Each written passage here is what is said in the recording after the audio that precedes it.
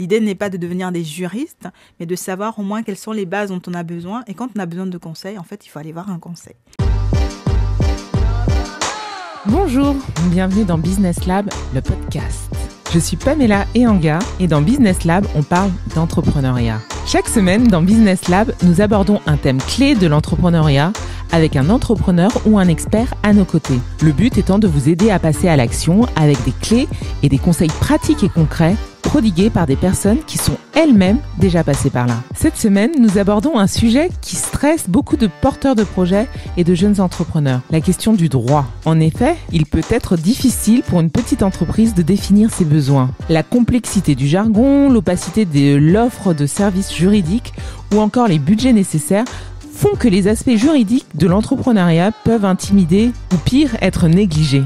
Or, avec notre invité, nous allons voir qu'il est important de définir en amont une véritable stratégie juridique, comme on peut le faire avec une stratégie commerciale ou marketing, et surtout qu'on peut le faire en toute simplicité.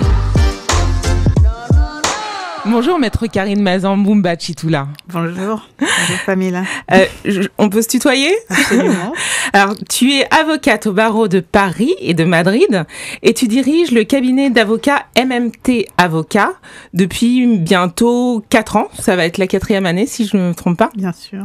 Alors, c'est un cabinet, tu vas nous en dire un peu plus, mais spécialisé dans le droit numérique et le droit des nouvelles technologies. Le droit numérique, des nouvelles technologies et de la propriété intellectuelle. Et ce que j'aime bien avec toi, c'est que tu te définis comme une web avocate. Oui. Alors, ça veut dire quoi, une web avocate ? Une web avocate, c'est un peu dans l'air du temps, comme on parle beaucoup de web entrepreneurs. C'est simplement une avocate qui fait son travail en ligne via le web, qui utilise en tout cas les nouvelles technologies pour donner ses prestations juridiques en tant qu'avocate. Ok, donc tu es vraiment dans l'air du temps. C'est ça qui est une vraie force, j'imagine, pour toi. Et j'aimerais bien aussi savoir, parce que tu sais, cette émission est consacrée aux porteurs de projets et aux entrepreneurs. Toi, quelle est ta relation avec l'entrepreneuriat ? Puisque être dans une profession libérale, c'est aussi un petit peu comme être entrepreneur, non ? Oui.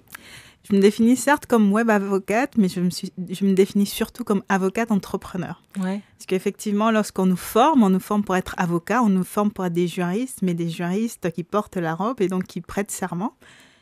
Et de plus en plus, on nous enseigne cette partie entrepreneuriale. D'ailleurs, au barreau de Paris, il y a une partie qui s'appelle le barreau entrepreneurial.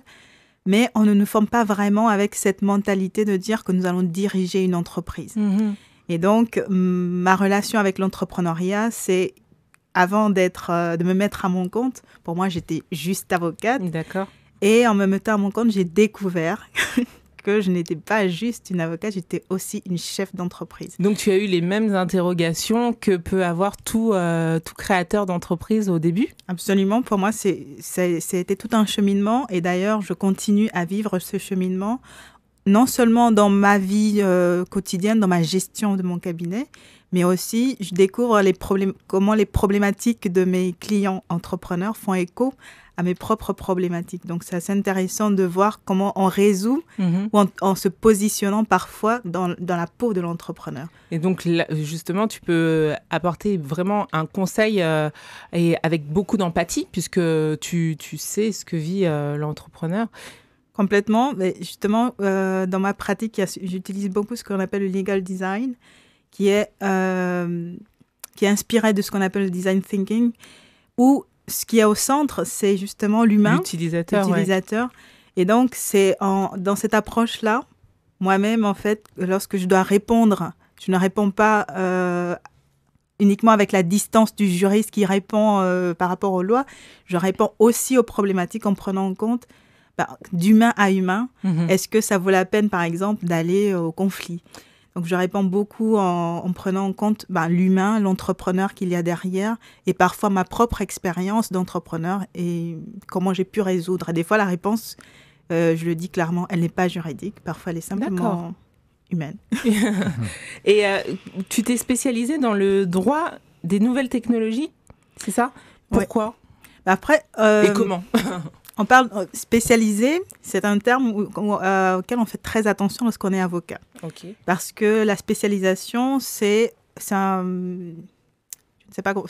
une mention particulière qu'on donne à un avocat qui doit passer justement une certification pour avoir la mention spécialisée. D'accord. Sauf que, donc on va dire que c'est l'activité prédominante de mon cabinet. Donc ma formation de base, c'est droit des affaires internationales. Et simplement, pour mon cabinet, comme on essaie de fixer son positionnement, je me suis demandé... Donc, tu as essayé de trouver, toi aussi, en tant qu'entrepreneur, ta niche? Tout à fait. Et donc, je me suis posé la question, qu'est-ce qui, en dehors du droit, me plaît en tant que personne? C'est-à-dire, qu'est-ce que je ferais sans qu'on ait besoin de me payer pour ça? Et donc, en me posant cette question, je me suis rendu compte qu'à titre personnel... Il y avait énormément de choses dans le numérique qui m'intéressaient. J'écrivais des blogs, je faisais du community management bénévolement, mais c'était vraiment pour le plaisir. Passion, voilà, exactement. Et donc, je me suis dit, en fait, je vais simplement me centrer, faire ce que tu aimes. Faire ce que j'aime et le coupler avec quelque chose que j'aime encore plus. Enfin, deux choses que j'aime, les mettre ensemble et simplement, c'était une évidence. C'est devenu mon évidence. Ok. Et donc, tu as ouvert ton cabinet il y a 4 ans? Cette année, ça va faire 4 ans, donc on va dire 3 ans pour être un peu plus juste. Donc 3 ans et quelques mois déjà. On va revenir sur le thème du jour dans un court instant, mais juste avant ça, chaque semaine, je demande à mon invité de nous donner sa vision de l'entrepreneuriat en 3 mots. Toi, Karine, qu'est-ce que ça t'inspire, l'entrepreneuriat? En 3 mots, c'est compliqué. Moi, j'aurais dit chemin. Je dirais Ithaque, mais en référence à un poème de Cavafy. Et découverte. Je pense que c'est les 3 mots que ça m'inspire, entrepreneuriat, chemin. Mais chemin, c'est le mot-clé pour moi. Oui, c'est ce que tu disais tout à l'heure, c'est un cheminement et que jusqu'à présent, tu continues ce parcours et à découvrir... C'est ça qui est intéressant. C'est ça. Et en fait, c'est pour ça que je fais souvent référence à ce poème de Cavafy qui dit justement que ce n'est pas la fin en soi. Il faut prendre justement le plaisir du chemin, de tout ce qu'on retrouve, comment on dit, des ports phéniciens, de tout ce qu'on trouve en fait sur le voyage. Exactement. Les Américains ont un mot qui est journey. Journey, exactement. Et donc, moi, je dis en français chemin, mais c'est vraiment parce que je le vis tout à fait comme ça. Et de ce que j'ai vu en préparant l'émission, c'est que pour toi, te mettre à ton compte, ouvrir un cabinet, a été un vrai déclic. C'est là où tu t'es sentie à ta place plus qu'en plaidant? Oui. En fait, en plaidant, il y a un vrai plaisir, une adrénaline, il y a quelque chose en fait qui se passe. Et en me mettant à mon compte, simplement, je me suis demandé comment est-ce que je voulais exercer. Il y avait déjà le comment. Et je pense qu'en découvrant tout ce cheminement, je me suis rendu compte que très souvent, on nous contacte à la fin. On nous contacte quand ça va plus du tout. C'est un peu le caca. Je me suis dit, comment est-ce que je peux résoudre en amont en faisant surtout du conseil. Et c'est là, en fait, où je me suis sentie le plus à l'aise. Donc, effectivement, il y a toujours des moments où on n'a pas le choix. Il faut plaider. Mais je pense que là où j'ai trouvé ma place, où j'ai beaucoup mis du sens, c'était en étant en amont, en conseillant, en étant vraiment stratège et en enseignant la stratégie juridique à mes clients. Merci beaucoup pour ces confidences. Et ce que j'aime bien dans ton approche, tu le disais un peu plus tôt, c'est que tu as une approche très pragmatique du droit. Et c'est vraiment concret et tu simplifies vraiment les choses. Ça a l'air limite logique et simple. Et d'ailleurs, tu parlais de legal design. Est-ce que tu peux nous expliquer qu'est-ce que c'est que le legal design? Ça vient du design thinking, tu disais. Donc, ça veut dire que tu emploies un process, une méthodologie pour proposer quoi? En fait, legal design, je pense qu'il y a beaucoup de gens qui faisaient du legal design depuis toujours. C'est juste que je pense que c'est un terme qui permet de mettre un mot sur quelque chose qu'on fait sans parfois savoir exactement comment l'expliquer. Mm-hmm. Et donc, le legal design... Je ne vais pas raconter l'historique, mais c'est une approche justement qui prend en compte d'autres influences pour les mettre dans le droit. Donc, on a plusieurs approches en legal design. On a par exemple le design de service. Le design de service, ça veut dire que tu découpes ton service, c'est ça? Tu l'adaptes. Je vais donner un exemple qui n'a rien à voir, par exemple, avec le web. C'est il y a des avocats qui, justement, en utilisant le legal design, et qui ils sont familialistes, et donc ils reçoivent souvent des enfants. Sauf qu'un cabinet d'avocats, il n'est pas pensé pour recevoir des enfants. Alors, comment est-ce qu'on fait pour que les enfants puissent arriver dans ce cabinet, se sentir à l'aise et parfois attendre les périodes où ils ne peuvent pas être en reçu? Ils ont créé un espace de jeu, un espace d'attente, ou un espace où, lors de l'échange avec l'avocat, l'enfant en fait ne se sent pas intimidé ou mal à l'aise parce que ce n'est pas sa place. Donc c'est vraiment s'adapter. C'est ça. Là, on est dans le design de service. Dans mon cas, par exemple, comme je me définis comme web entrepreneur, c'est aussi une manière de me positionner en miroir avec mes clients qui travaillent sur le web et qui se définissent eux comme web entrepreneurs ou tech entrepreneurs. Ok. Donc après, il y a d'autres approches. Il y a par exemple, ça c'est le design de service, il y a le langage clair, ou la manière dont on va rédiger un contrat. Justement, on va utiliser l'infographie juridique, par exemple, on va utiliser des schémas. Justement, c'est très intéressant parce que on va voir ensemble les 4 piliers d'une stratégie juridique réussie et sereine. Et on va parler des contrats. Mais peut-être dans un premier temps, on va revenir sur une question que se posent beaucoup de porteurs de projets et de créateurs, c'est les questions de forme juridique. Ouais. Est-ce qu'il faut créer sa structure d'entrée de jeu quand j'ai mon idée ou est-ce que je peux me lancer comme ça sans formalisation? Et si je me lance en formalisation, qu'est-ce que je risque? Est-ce que je suis protégée? Justement, je pense que ça, c'est pour moi, chaque fois que je parle de stratégie juridique ou de pilier, c'est mon premier pilier, la formalisation. Est-ce qu'on est obligé de formaliser dès qu'on a une idée? Je pense que c'est comme l'entrepreneuriat, c'est un cheminement. Donc, effectivement, ça veut dire qu'il n'y a pas de réponse, il n'y a pas de oui ou non? Non, il n'y a pas de réponse toute faite. Ça dépend de plusieurs paramètres.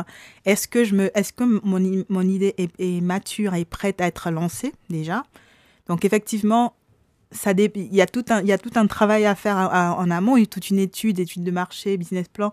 Effectivement, on envisage déjà les questions de comment est-ce que je voudrais me formaliser. Mais c'est aussi, est-ce que je me lance seule? Est-ce que nous nous lançons à plusieurs?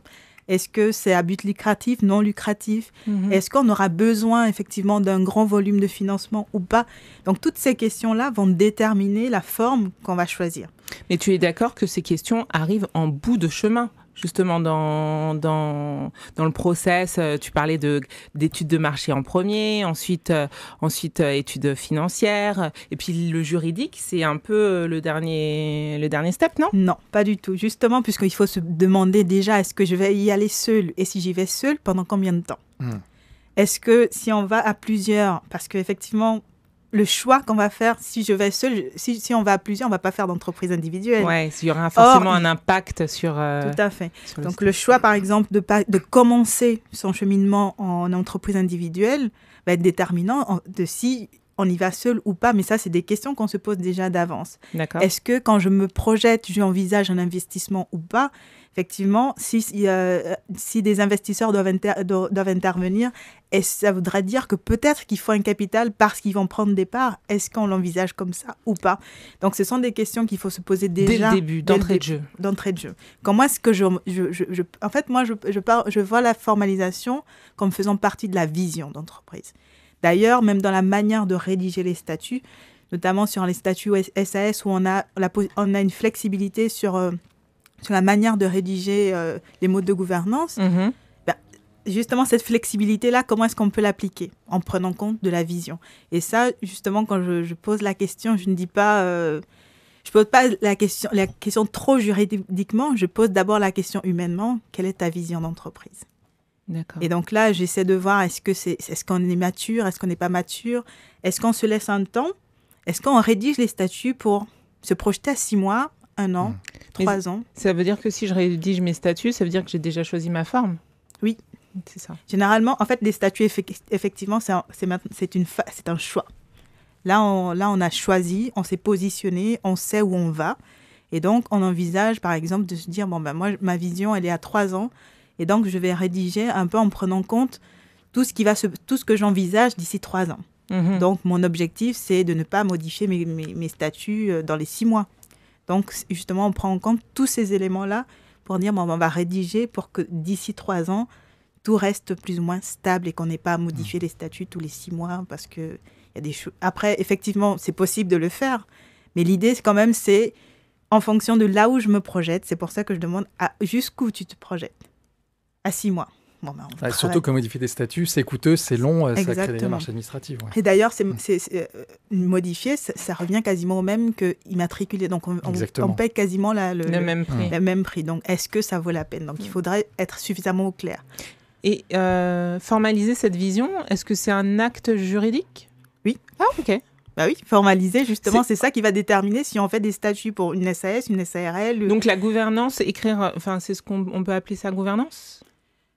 C'est un peu plus que la gouvernance, c'est comment est-ce que je vais gérer mon entreprise. Donc, effectivement, si c'est une entreprise individuelle, il n'y a pas besoin de statut. Ouais. Si c'est une société... Oui, mais si par exemple, j'ai une entreprise individuelle, est-ce que j'ai besoin de formaliser cette vision aussi, même si je suis toute seule? Formaliser, ça va être se déclarer en tant qu'entrepreneur individuel. Donc, cette formalisation, c'est je me déclare pour avoir mon numéro SIRET. C'est dans ce sens-là. Mais il n'y a pas forcément besoin d'écrire sa vision. Non.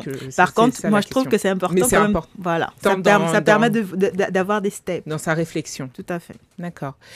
Johan, je pense qu'on va prendre une première question autour de cette question. Effectivement, on a des questions sur les statuts juridiques. Tout à l'heure, Karine, tu parlais des SAS et de la flexibilité que ça trouvait. Donc, j'ai une question justement là-dessus, sur la définition des rôles de chacun. En quoi un pacte d'actionnaire est-il si important pour une SAS? Dans la mesure où les statuts sont flexibles, finalement, est-ce que c'est important d'avoir un pacte d'actionnaire? C'est important d'avoir un pacte d'actionnaire parce qu'en fait, dans le pacte d'actionnaire, ça permet plus ou moins de se mettre d'accord dès le départ. Est-ce qu'on peut définir ce qu'est un pacte d'actionnaire? Oui. Un pacte d'actionnaire, en fait, c'est comme son nom le définit, c'est un pacte, donc c'est un accord entre les personnes qui le signent. Associés. Ce sont des associés. En général, ce sont des associés fondateurs. Donc, c'est généralement ceux qui viennent de créer, mais il peut y avoir d'autres pactes d'actionnaires ensuite.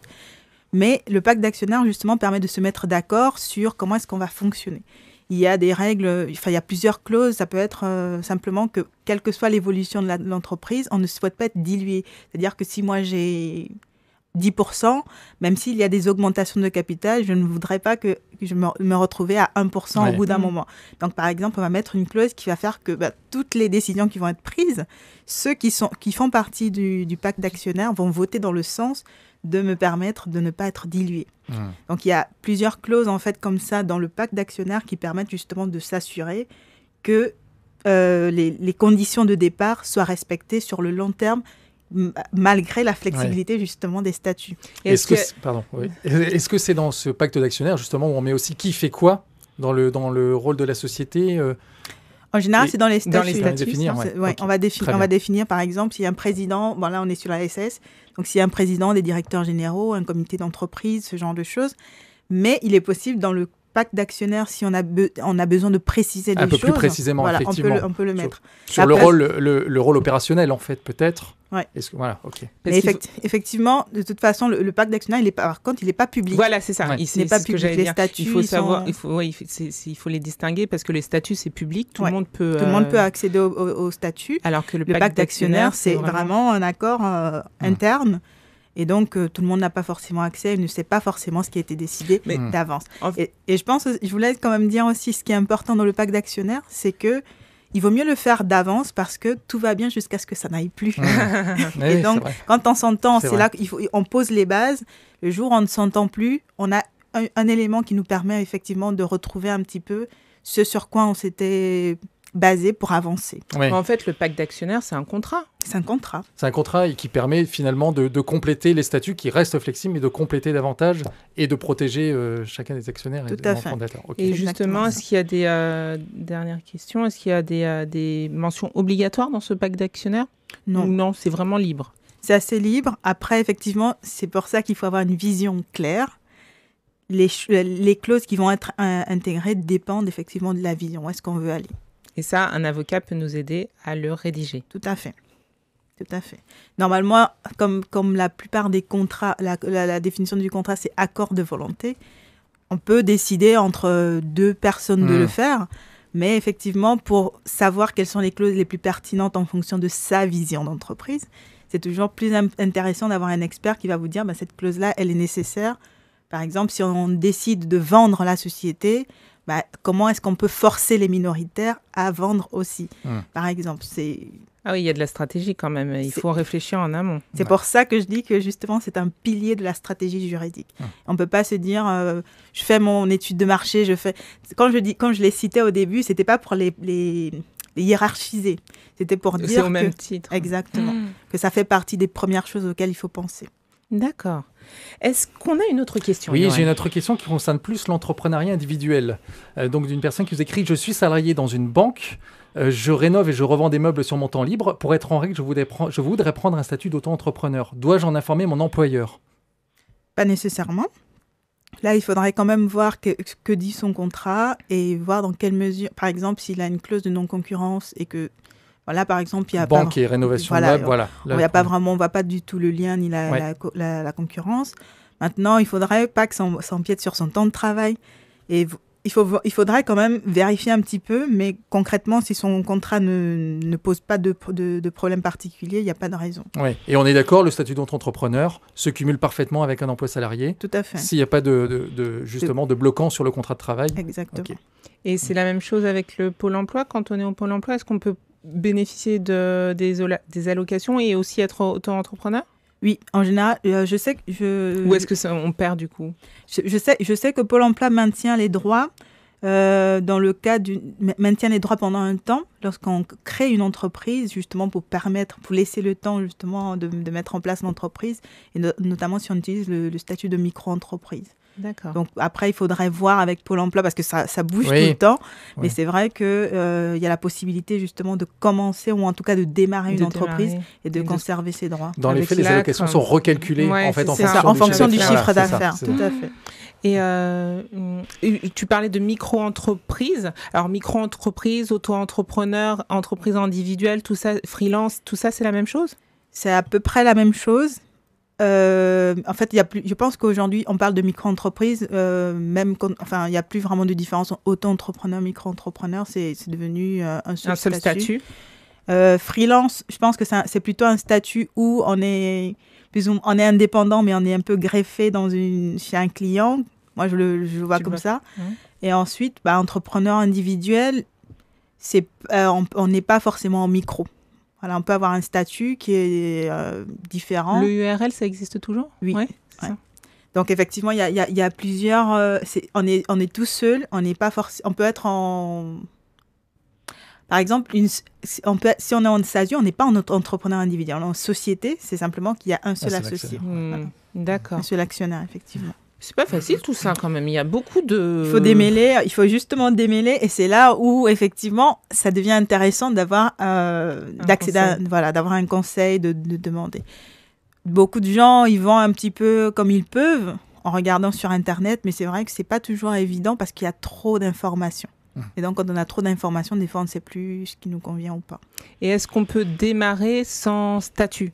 Par exemple, dans l'une de nos émissions, on parlait avec Ismaël Zetam de l'idée donc de tester avant même d'avoir vraiment son produit et d'avoir les statuts.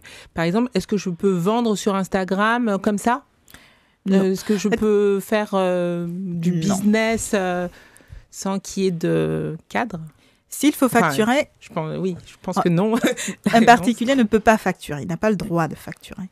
Donc, effectivement, je peux faire du business alors qu'il faut justifier. C'est un petit peu compliqué. Ouais, ça revient à faire du blague, en fait. Exactement. Donc, là où ça peut être intéressant, je pense que c'est un peu la stratégie qu'utilisent les startups ou ceux qui lancent un projet numérique, une application, ce genre de choses, c'est justement de commencer avec une version gratuite. Où là, effectivement, on n'a pas à justifier les entrées d'argent, les mouvements d'argent, et donc de fournir parfois une comptabilité, ce genre de choses. Donc, l'idée, c'est... je teste mon idée, mais gratuitement. Ça me permet de voir est-ce qu'il y a vraiment un marché derrière, est-ce qu'il y a une vraie demande, de confirmer sa cible. Mais parce que je risque quelque chose si on me trouve sur Instagram en train de vendre des bijoux, je sais pas quoi. Parce qu'effectivement, fiscalement déjà, et surtout, je pense que c'est depuis cette année ou depuis l'année dernière, le fisc s'intéresse aux réseaux sociaux. De plus en plus aux réseaux sociaux. Et donc, les photos, les annonces, c'est des preuves. Les posts sponsorisés sont des preuves. D'accord. On va peut-être passer au point 2, au deuxième pilier. Donc, on a un peu commencé à en parler. Ce sont les contrats. Donc, est-ce que tout acte dans ma création d'entreprise doit avoir un contrat ? Ou dans quel cas je dois absolument passer par le contrat ?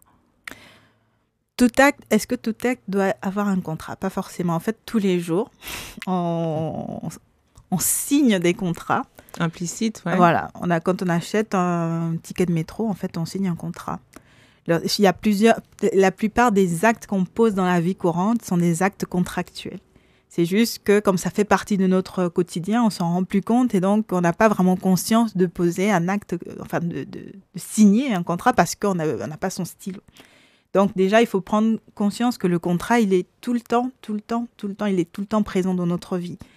Lorsqu'on est entrepreneur, effectivement, est-ce qu'il faut forcément un contrat ? Il y a des contrats verbaux qui fonctionnent. Le problème, c'est la question de la preuve. Ouais. Donc, effectivement, si ça ne va pas, comment est-ce que je démontre quel était déjà le cadre de notre relation ? Et surtout, combien j'avais demandé ? Donc, si mon client décide de me payer la moitié ou de ne pas me payer du tout... Je peux rien faire. On peut faire, mais effectivement, c'est plus compliqué d'arriver à démontrer. Après, il faut aller chercher, là aujourd'hui on utilise, on va dire, des débuts de preuves, on utilise des mails, on utilise des preuves qui parfois sont un peu controversées parce que il y a des choses qu'on peut modifier ou des choses. Donc l'idée en fait c'est de poser son cadre en fonction de plus c'est important, plus il faut le faire. Maintenant, le contrat verbal a une validité juridique. D'accord. Mais les écrits restent, comme on dit. Donc, c'est tout l'intérêt. Moi, ce que j'aime bien dans ton approche, c'est que tu dédramatises un peu le contrat parce que tu le justifies en fait en disant que c'est juste un moyen de se rassurer et de créer de la confiance entre deux parties. Oui. Tout simplement. Mais c'est surtout que entre ce qu'on fait au début, on est dans une relation humaine. Et donc, tout va bien jusqu'à ce que ça n'aille plus. On peut se fâcher, on peut oublier. Donc, il peut se passer énormément de choses entre le moment où on se met d'accord et le moment où il faut rendre des comptes. Donc, l'idée, ce n'est pas de mettre de la pression, c'est surtout de poser le cadre. Après, moi, je suis plutôt pour un cadre flexible. Il y a des contrats qui ont des formalismes très particuliers et là, on n'a pas le choix. Par exemple en immobilier, par exemple, un bail commercial, ce genre de choses. Là, on ne va pas s'amuser à faire un truc entre nous. Maintenant, quand on est dans son entreprise, il y a des contrats où, effectivement, s'il n'y a pas par exemple, une prestation de service, on va le faire un petit peu. Qui signe quoi ? Quelle est la prestation ? Combien on paye ?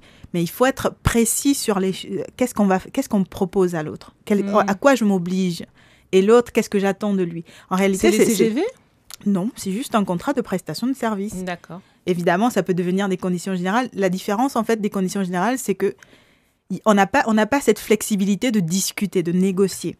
Le contrat, quand on parle de contrat sans parler de conditions générales, c'est parce que, quelque part, on a la latitude de négocier. D'accord. De dire, moi, par exemple, si je suis un créateur de site Internet, je ne propose pas la maintenance. Ou alors, dans mon contrat habituel, je mets la maintenance. Moi, je vais dire, non, j'ai déjà quelqu'un qui va s'occuper de la maintenance gratuitement, donc on le retire du contrat. Donc, il y a la possibilité de le moduler. C'est ça un peu la différence. Or, les conditions générales, on n'a pas le choix, en fait. Ouais. C'est un contrat d'adhésion. Donc, j'accepte ou je n'accepte pas. Mais c'est peut-être plus simple pour un créateur ou un créateur d'entreprise ou un porteur de projet d'avoir déjà son cadre. Parce que s'il doit négocier à chaque vente ou avec chaque client, c'est un peu fastidieux. C'est justement tout l'intérêt. Donc, ça dépend. C'est pour ça que je dis ça dépend de l'activité aussi. De l'activité, ça dépend de à qui on s'adresse, tout à fait. Est-ce que c'est un client? Est-ce que c'est un fournisseur? Donc, en fonction de ça, il y aura des clauses où il faudra nécessairement mettre à jour ou changer.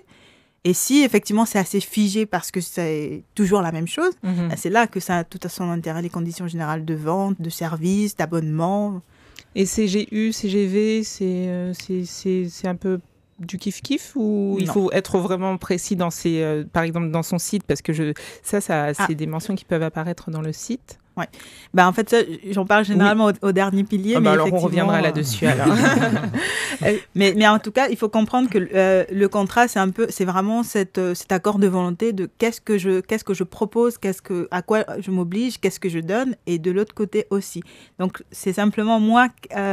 Généralement, il y a une question que je pose parce que je propose souvent une espèce de coaching pour ceux qui débutent et qui veulent faire eux-mêmes leur contrat, en tout cas leur tout premier contrat qui ne demandent pas un formalisme important. Mm-hmm. Et donc, je leur ai mis justement un outil legal design pour qu'ils fassent eux-mêmes. Et donc, c'est d'identifier avec qui ils vont signer ce contrat.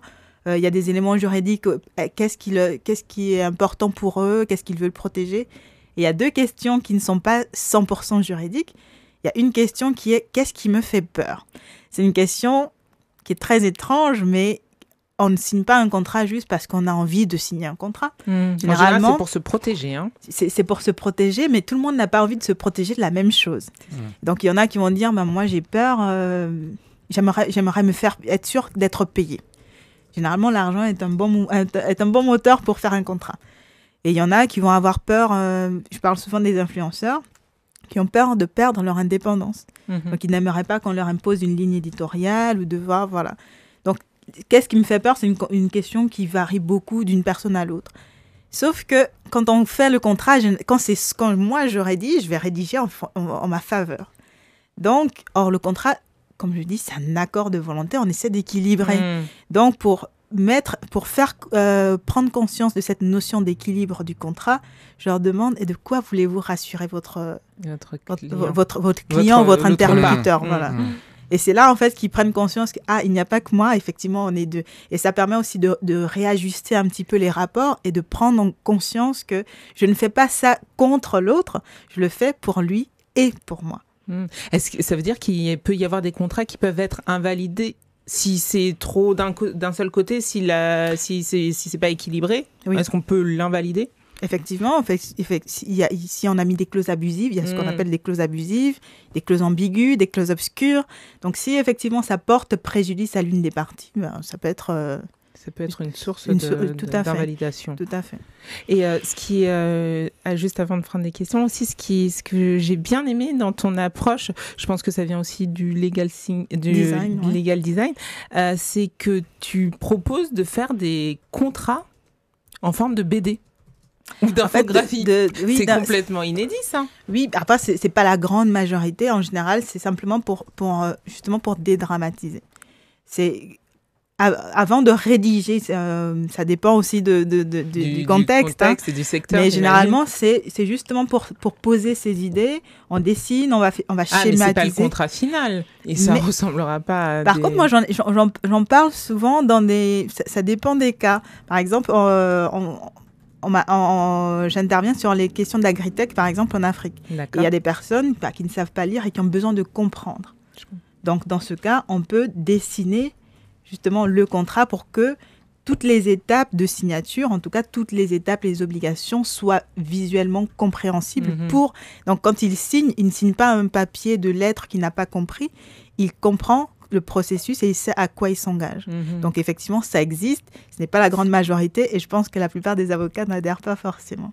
Mais ça a une valeur juridique. C'est une valeur juridique. On va prendre une question sur les contrats, Pamela. Donc, on a une question de Benjamin. Je suis webmaster. J'ai fait une refonte de site internet sans contrat signé, mais échange de mails et devis signés pour une entreprise qui ne m'a payé que la moitié et ne me répond plus. Je n'ai plus de nouvelles. Suis-je protégé? L'écrit, on a dit que ça faisait foi quand même. Oui. Par contre, c'est très complexe, la question des webmasters surtout. Parce qu'effectivement, il y a des obligations de part et d'autre. Donc, est-ce que, quand il réclame son argent, est-ce qu'il a rendu la prestation telle qu'elle devait être? Quelle était la prestation? Effectivement, une refonte de site, est-ce que le site, par exemple, les créateurs de sites, c'est la fonctionnalité. Est-ce que le site est fonctionnel? Est-ce qu'il a fait la livraison au sens vraiment de est-ce que le site a été reçu? Donc, où est-ce qu'on se trouve? Après, il est protégé Effectivement, le cadre, on n'a pas tout le cadre, mais on a des éléments qui peuvent permettre justement de réclamer. Mais ça reste difficile. Ça reste un petit peu complexe. Dans ce cas-là, Karine, si la prestation n'a pas été réalisée, le client aurait pu contester la facture en justifiant justement, mais si le client, ce que je comprends dans la question, ne donne plus de nouvelles, ne répond plus et fait le mort, alors que la facture a été envoyée, dans ces cas-là, est-ce qu'on peut considérer que le client est aussi de mauvaise foi? Est-ce que ça joue en la faveur du webmaster, justement, de Benjamin? En tout cas, si lui, il estime que sa prestation était bien réalisée, qu'il est allé au bout, il peut parfaitement réclamer cette facture. En tout cas, il a une facture, il a un devis, il a des échanges de mails qui précisent plus ou moins le cadre. Et donc, il a des éléments suffisants pour réclamer le paiement de cette facture. Il peut même faire... il peut passer par une injonction de payer parce qu'il a une facture justifiée, justifiable. Donc, s'il peut démontrer, en tout cas, la réalité de la prestation, il peut réclamer. Et l'injonction de payer, c'est il faut aller voir qui? Un huissier? Non, c'est une prestation qui se fait... c'est une procédure, qui se fait au tribunal de...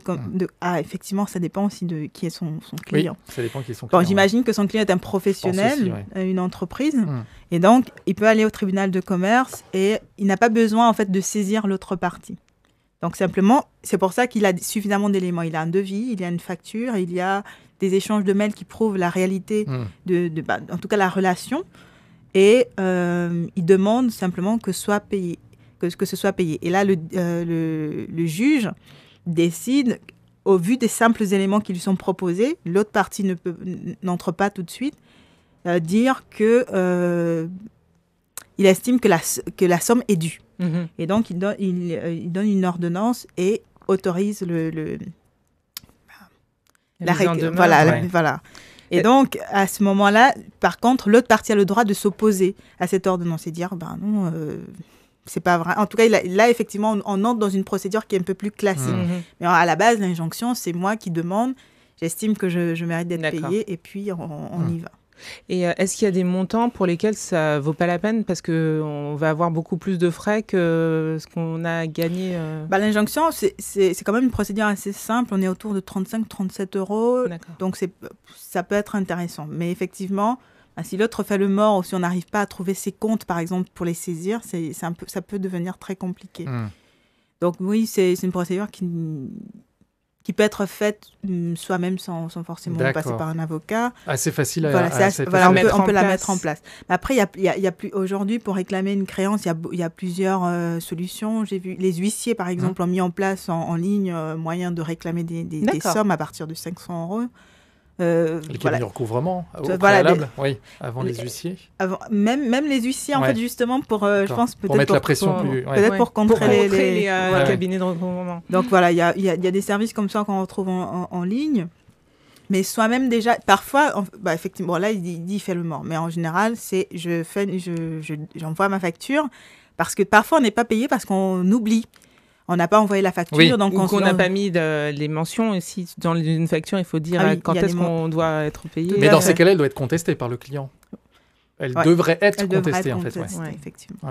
Mais des fois, c'est des gestes simples. Donc, on commence à s'assurer. Est-ce que j'ai envoyé ma facture? Est-ce que j'ai fait les choses correctement? Est-ce qu'on peut ensuite la relance, donc une fois ou deux fois. Ensuite, la mise en demeure. Déjà, on peut soi-même déjà faire une mise en demeure.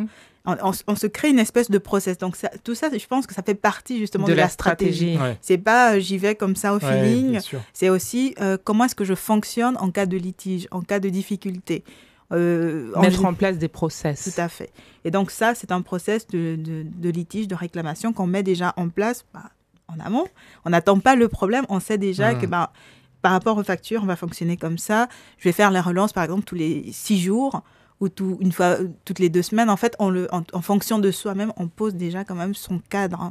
Oui, parfois les entrepreneurs n'osent pas aussi relancer, ne prennent pas le temps et n'osent pas aussi. Oui, et en tout cas, tous les entrepreneurs. Oui. C'est vrai. Tous les entrepreneurs. Donc, je pense que c'est une problématique qui touche tous les entrepreneurs et je parle même pour moi, en fait. Ouais. Donc, des fois, je me dis, mais je vais attendre un petit peu. Ouais. Et parfois, en fait, non. Il faut y aller. Il faut y aller. Et c'est pour ça, justement, et là, je dis aussi d'expérience. C'est pas la partie la plus agréable. C'est pas la partie la plus agréable. Donc, peu importe dans la posture dans laquelle je suis sûre qu'il y a des huissiers aussi qui n'osent pas le faire. Donc, effectivement, la question, c'est est-ce que j'ai mis en place mes process, est-ce que j'ai même simplement envoyé ma facture. Des fois, on oublie, on se dit, il ne m'a pas encore payé, mais en fait, tu n'as pas envoyé ta facture. Oui, effectivement. Donc lui, il a fait toutes les étapes, qu'il essaie de voir jusqu'où il est allé pour envisager de passer à une réclamation qui devient un peu plus contentieuse. Là, il a fait peut-être le maximum pour que ça se passe bien, et puis il a la possibilité. Très bien. Le troisième pilier, c'est la propriété intellectuelle.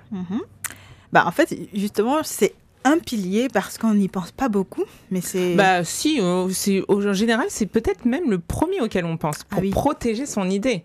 C'est vrai. Est-ce que d'ailleurs, est-ce que je peux protéger mon idée en tant que porteur de projet ? Je sais que j'ai quelque chose en tête et pour moi, c'est du révolutionnaire. Comment je fais pour la protéger ? C'est une question qui revient souvent. Et d'ailleurs, c'est un des mails que je reçois très souvent. C'est est-ce que je peux protéger mon idée ? Non. Alors, il faut le redire là, parce que là, tu viens de choquer beaucoup de gens. Je crois qu'on a perdu beaucoup de monde. On ne peut pas protéger une idée. Une idée, juste en tant qu'idée, elle n'est pas protégeable. On peut protéger des process, on peut protéger une marque. En fait, il y a des éléments qui sont protégeables, mais une idée...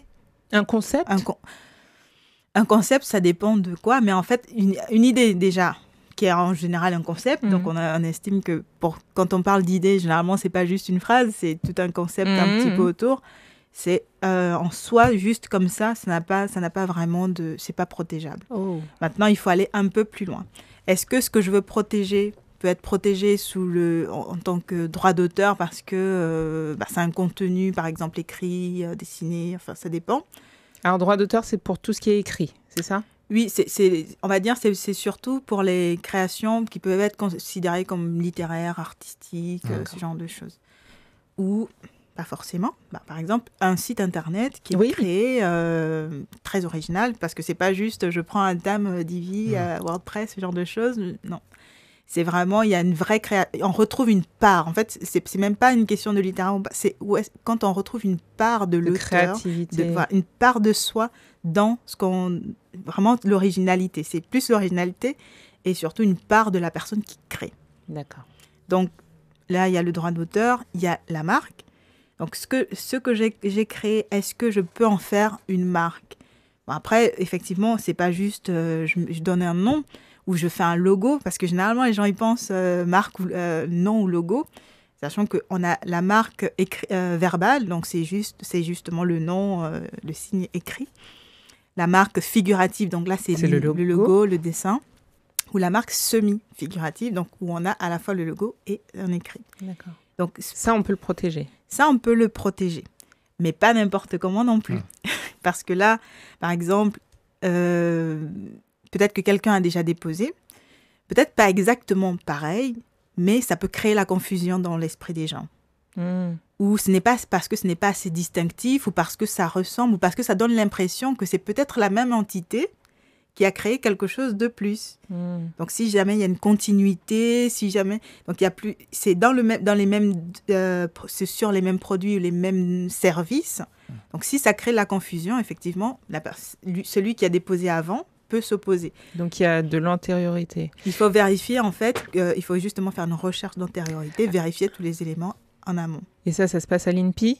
Ça se passe à l'INPI. Ou est-ce que mon avocat, je vais voir un avocat et il saura gérer ça? On peut le faire soi-même. On peut le faire soi-même. Il y a un service à l'INPI justement qui permet qui vous donne. Mais après, l'INPI ne fait pas toutes les recherches, donc il vous donne la liste. Puis c'est à vous d'épurer. Vous pouvez passer par un avocat, vous pouvez passer par un conseil en propriété intellectuelle. Donc il y a tout un travail à faire. Moi je dis, c'est pas aujourd'hui, on parle pas que de dépôt de marque. Il y a tout un univers aussi au niveau marketing. Il y a tout un travail en amont avant d'envisager de déposer. Donc même dans le choix du nom, c'est pas parce qu'on est en France on se limite à l'INPI. Si notre vision d'entreprise envisage qu'on s'internationalise, peut-être qu'en fait on va pas juste se limiter à l'INPI qui va nous donner une marque française. Franco-français, exactement. Donc peut-être qu'on veut avoir une marque au niveau Benelux, au niveau européen, au niveau africain, au niveau mondial. Sauf que mondial, par exemple, ça, c'est il faut aller dans chaque pays. Enfin, il faut choisir en fait des régions. Voilà. Donc quand on dit mondial, il ne faut pas se dire une fois que je l'aurai déposé à l'organisation mondiale, ma marque elle sera protégée dans le monde entier. Non, il faudra vraiment ensuite choisir des régions du monde exactement où on veut être protégé. Et quelle est la différence entre brevet, dépôt, c'est du pareil au même, non? C'est pas du pareil au même. Donc là, on a parlé du droit d'auteur, on a parlé de la marque. Le brevet, c'est sur les inventions. D'accord. Donc là, on n'est pas juste sur une idée innovante, c'est pas une plateforme qui rajoute un élément à ce qui existe déjà. C'est vraiment, limite, les brevets, c'est un peu ce qui n'existe pas encore. Là, on est vraiment sur l'invention. C'est pas juste de l'originalité, ça va un peu plus loin. Et c'est généralement assez technique. C'est à quel point c'est innovant, on voit qu'on ne le retrouve pratiquement nulle part dans le monde. D'accord. Donc voilà, si on trouve un élément antérieur, en fait, l'invention n'existe pas. Ok. Et le dernier point, en fait, de tout ça, c'est, il y a par exemple dessin et modèle. Ça, c'est les gens qui vont créer, par exemple, des designs. Voilà. Les stylistes, les architectes. Oui, mais pas que. Par exemple, il y a beaucoup d'entrepreneurs qui vendent des sacs écologiques et qui ont des formes assez particulières. D'accord. Donc ça, par exemple, c'est très dans l'air du temps, justement, au niveau de dessin et modèle, où ils veulent passer par le brevet, alors que des fois, c'est juste protégeable sous la forme de dessin et modèle. Et ça, c'est toujours l'INPI ? Oui. En fait, l'INPI, c'est la propriété industrielle. Donc, ça prend en compte les marques, les brevets, les dessins et modèles. Enfin, d'accord. Voilà. Okay. Donc, effectivement, il y a tout ça qu'il faut envisager aussi en amont. Parce que, par exemple, pour la marque, il y en a qui viennent me voir et se disent... si jamais on s'oppose à... Il y en a qui font le choix que leur nom commercial, donc leur raison sociale, donc le nom de leur société... leur nom commercial, le nom du produit, soit le même. C'est une erreur ? C'est pas forcément une erreur, mais ça comporte aussi un risque. C'est-à-dire que si quelqu'un s'oppose au dépôt de la marque... on perd sur toute la ligne. Exactement. On demande même le retrait du nom de domaine. Donc effectivement, pour les personnes qui ont travaillé en amont, toute la stratégie de communauté, par exemple, qui utilisent leurs réseaux sociaux, quand ils arrivent à cette phase où ils sont au moment du lancement, et qu'on leur demande, d'arrêter toute communication en utilisant ce nom-là, de retirer leur nom commercial, tout, c'est très choquant. Ouais. Donc, effectivement, il faut penser les choses en amont et surtout, il faut faire les recherches. Si les recherches d'antériorité sont OK, on y va. Mais effectivement, c'est pour ça qu'il ne faut pas attendre. C'est pas prendre à la légère. C'est pas prendre à la légère ni à la fin. Parce qu'il y en a qui disent, je vais déposer maintenant ma marque. Mais effectivement, ça aussi, il y a toute une maturité. Est-ce que c'est le bon moment ? Est-ce que c'est le nom définitif ? Est-ce qu'on est sûr ? Il y a tout un travail. Mais si je ne suis pas sûre, je fais quoi ? Je fais rien ? On arrête ? On attend. Si on n'est pas sûr, on attend. Mais on continue de... On continue. On peut tester, on peut poser des questions, on peut voir, est-ce que... On cherche, mais surtout on cherche. On vérifie, on ne s'arrête pas à l'INPI. Il y en a qui disent, oui, mais je ne comprends pas pourquoi ils s'opposent. J'ai regardé sur Google. Parce que Google, c'est un moteur de recherche, donc il indexe en fonction. Il a ses propres critères et ses algorithmes, donc il ne va pas nous donner les réponses qu'on attend. Donc c'est pas Google la réponse. C'est pas Google la réponse. C'est une voie, ça nous permet d'avoir déjà une idée, mais c'est pas suffisant. On va regarder peut-être les réseaux sociaux parce que des fois, il y en a qui n'ont pas déposé, mais qui ont une antériorité parce que ça fait un moment qu'ils utilisent ce nom. Il y a l'Organisation mondiale qui a sa propre base de données. Il y a le UIPO, donc c'est l'agence européenne. Donc il y a plusieurs bases de données dans lesquelles on peut aller chercher pour compléter. Donc il faut être accompagné. Enfin, moi, ça me semble... Est-ce que ça veut dire, Karine, que si la marque est vraiment inscrite à l'INPI, finalement, ça ne nous protège pas forcément. En fait, elle peut être contestée malgré tout. Si elle est déjà enregistrée. Voilà, si elle est enregistrée sur l'INPI, dans les bonnes classes, tout ça. Ouais, okay. Si elle est déjà enregistrée. Mais c'est pas parce que je commence le dépôt c'est bon. Est-ce que l'INPI, au moment de l'enregistrement, voilà. Donc en fait, elle peut malgré tout être contestée. On va aller au bout parce que je pense que les gens n'ont pas entendu. Moi, j'ai perçu la question, mais l'INPI en fait ne fait pas de vérification en amont. Oui, ils peuvent te prendre ton argent, te le dire que c'est déposé, alors que ça va pas. Non, ils acceptent l'enregistrement. Voilà, donc on enregistre, mais c'est tout un process. Donc il y a à peu près 2 mois avant que ce ne soit publié au bulletin officiel. Donc les gens ne savent pas que c'est dans les tuyaux, on va dire. Donc au bout de 2 mois ou parfois un peu moins, c'est publié au bulletin officiel et pendant 2 mois, cette publication permet aux personnes qui estiment que ça peut léser ou porter préjudice à leurs droits, à leur marque ou à leur image ou à quoi que ce soit, de s'opposer au dépôt de cette marque. Donc, pendant ces 2 mois, il peut se passer plein de choses. Donc, après, effectivement, au bout de 2 mois, s'il y a opposition, en fait, il y a tout un process qui se met en marche, toute une procédure. S'il n'y a pas, en fait, simplement, généralement, on enregistre, on vous valide, voilà. Mais il faut compter à peu près 6 mois entre le moment où on paye et le moment où la marque est réellement considérée comme déposée. Voilà, l'enregistrement.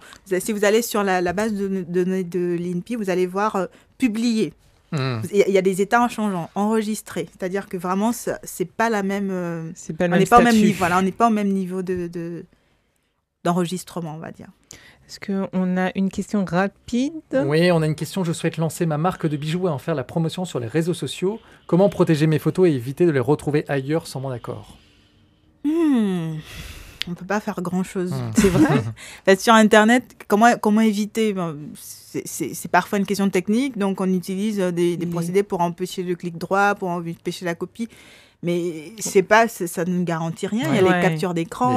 Aujourd'hui, il y a tellement de moyens. Voilà. Maintenant, effectivement, est-ce qu'on a envie on peut faire une veille, mais si on apprend que quelqu'un a utilisé nos photos, en fait, on a la possibilité justement de lui envoyer une mise en demeure, lui demander de cesser l'utilisation et surtout de demander des dommages à intérêts. Mais après, on peut avoir un concurrent qui fait à peu près la même chose et là, on est dans l'utilisation stricto sensu. En effet, on peut avoir recours, mais s'il a à peu près le même produit, je peux rien faire. Le même produit. Là, on est dans les bijoux.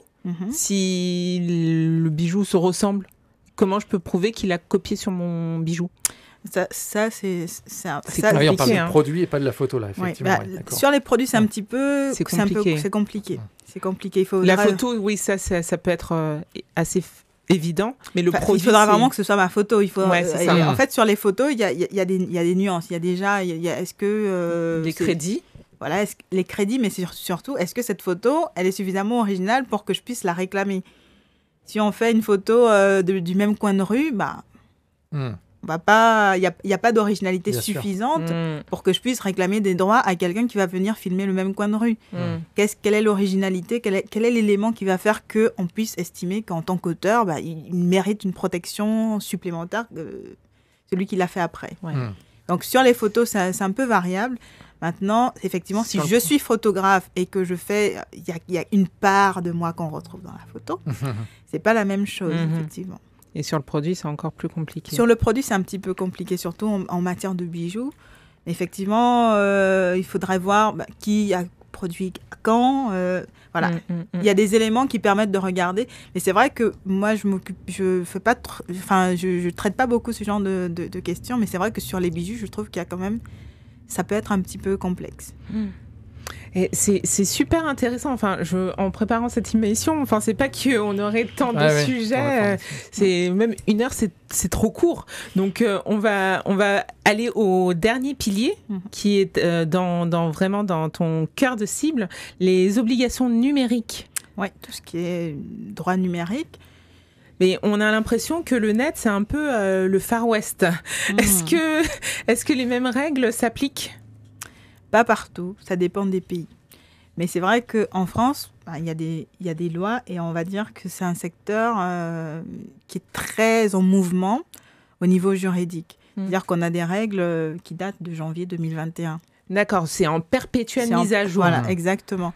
Donc, autant par exemple sur des règles de droit civil, on va dire...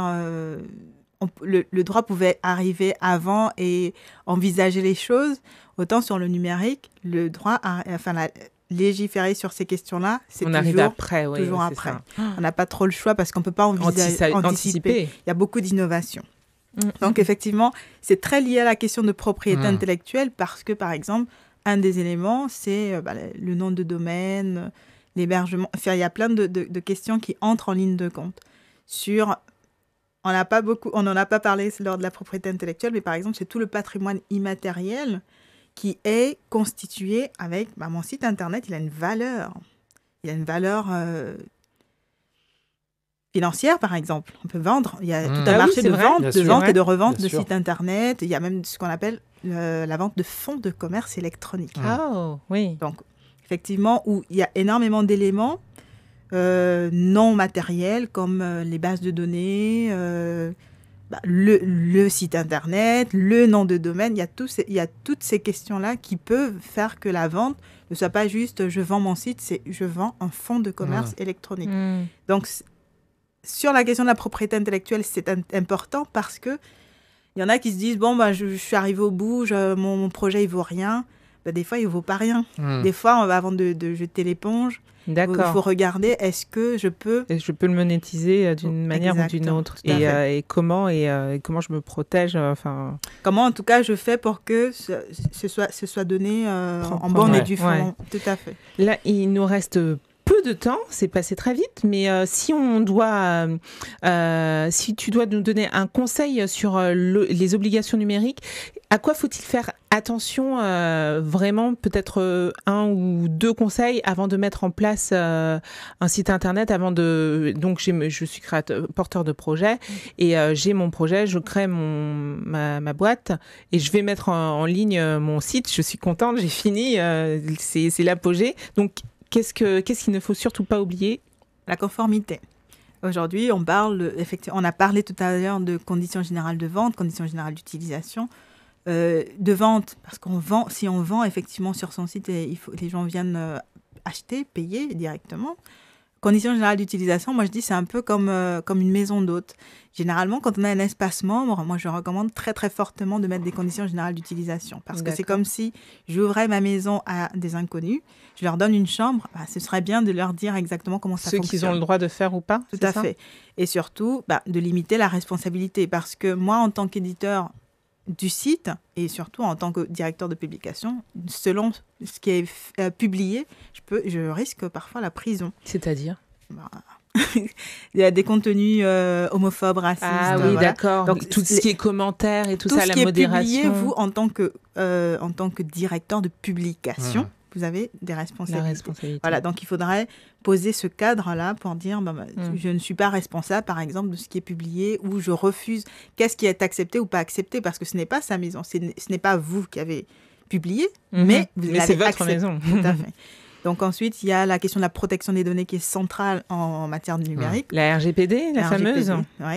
C'est le RGPD, le règlement. Le RGPD. Mais c'est tout ce qui est collecte de données aujourd'hui. On pose des actes marketing sur les sites. On n'a pas tout à fait conscience qu'on capte des données personnelles. On se dit, c'est juste un email, mais ce n'est pas juste un email. Et il y en a qui disent, ce sont mes données, c'est ma base de données. Vous n'en êtes pas propriétaire puisque moi, mon nom reste le mien. Par contre, vous devenez le gardien. Et avec le RGPD, justement, avant, il fallait faire une déclaration à la CNIL, ce n'est plus une obligation aujourd'hui. Par contre, en tant que gardien, sauf si on est sur des données sensibles, mais en tant que gardien, désormais, justement, vous avez des obligations de sécurité et surtout de transparence où moi, je suis censée savoir ce que vous allez faire avec mes données et surtout, à tout moment, je peux demander mon droit d'accès, mon droit de portabilité, qui est un nouveau droit. C'est-à-dire le droit de portabilité, c'est... Comme quand on change d'opérateur, c'est ça? Tout à fait. Vous devez me donner mes données sur un support qui me permette de passer chez le concurrent. C'est super intéressant. Je ne sais pas si on avait une question, mais je pense qu'on n'aura peut-être pas... On va être très, très rapide. Je lance mon activité de courtier en assurance. Je suis en pleine prospection. Est-ce que je peux acheter une base mail particulier et entreprise? C'est intéressant, ça. Par rapport justement au fameux RGPD. Est-ce que c'est légal? Qu'est-ce qu'on peut faire? Il y a la possibilité d'acheter des bases, mais il faudrait s'assurer en fait que les utilisateurs ont donné leur consentement pour l'utilisation qu'il va faire. Le fameux opt-in? Là, c'est un peu plus que l'opt-in puisqu'ils vendent des données. Donc, est-ce que j'ai validé l'option que ces données soient vendues dans l'optique d'une prospection? Donc, ça veut dire que les entreprises qui vendent les données, en fait, il peut y avoir certaines entreprises un peu farfelues qui n'ont pas forcément l'accord. D'accord. Donc, être vigilant. Ouais. Donc, il faut être vigilant effectivement sur la source des données et surtout sur les autorisations ou le consentement. Voilà. Cette heure est passée super vite. On a appris plein de choses. Donc, je pense que c'est aussi ça qui intimide beaucoup les entrepreneurs. C'est que c'est tellement vaste et que si on n'est pas spécialiste, c'est compliqué. Je pense que c'est un pas à la fois, de la même manière que quand on démarre et qu'on fait son business plan, on n'est pas forcément spécialiste. L'idée n'est pas de devenir des juristes, mais de savoir au moins quelles sont les bases dont on a besoin. Et quand on a besoin de conseils, en fait, il faut aller voir un conseil.